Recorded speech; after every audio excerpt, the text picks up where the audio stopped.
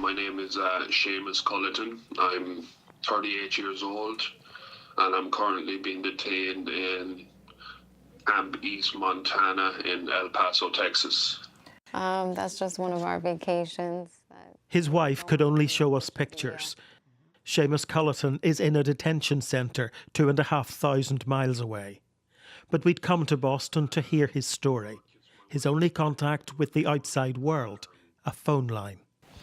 I lived quite a normal life, low-key lifestyle, just working hard, staying out of trouble. I wasn't a big party guy, just spending time with my wife, my dogs. The 38-year-old from Kilkenny had built a life here in Massachusetts.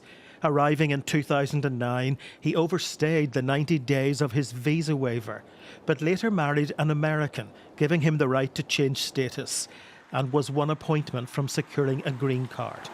But was at a building store when ICE agents swooped 5 months ago.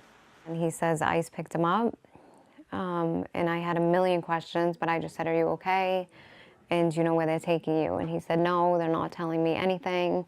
I'll call you when I can." And then the phone hung up, and I didn't hear from him for 4 or 5 days.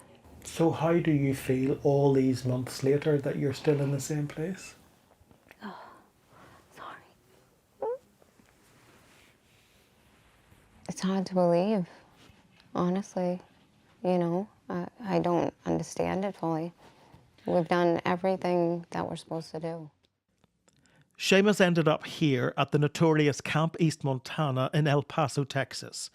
The Department of Homeland Security calls him an illegal alien from Ireland, says a green card application does not grant someone legal status in the US, and rejects claims he's being held in high-risk conditions. But his lawyer says he fears for his own life. The conditions are deplorable, unimaginable, inhumane, not conducive for even the most atrocious of criminals. He's afraid, he's afraid, he's afraid. Of what? I don't know. He's afraid, he said he's afraid for his life.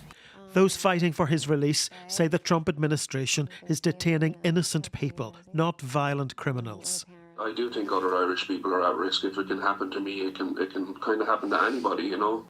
But this Irishman, now living his worst nightmare, still refuses to give up on the American dream.